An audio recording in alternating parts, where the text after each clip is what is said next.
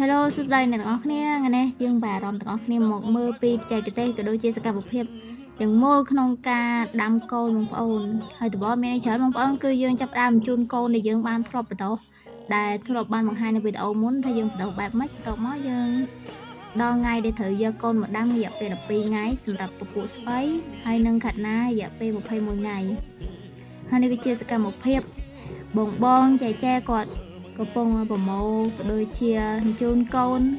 យកមកដាំបងប្អូននេះគឺរោងគឺរោងធំបងប្អូនអញ្ចឹងហើយមួយទៀតស្បៃចកោះយើងកំពុងដាំស្បៃចកោះបងប្អូនហើយបច្ចេកទេសដាំមិនមានអីច្រើនបងប្អូនយើងគ្រាន់តែកាយដីបន្ទាប់មកយើងចាប់ដើមដកកូនយកមកដាំហើយបើកូនណាដែលពិបាកដកយើងអាចច្របាច់គូតវាអញ្ចឹងទៅ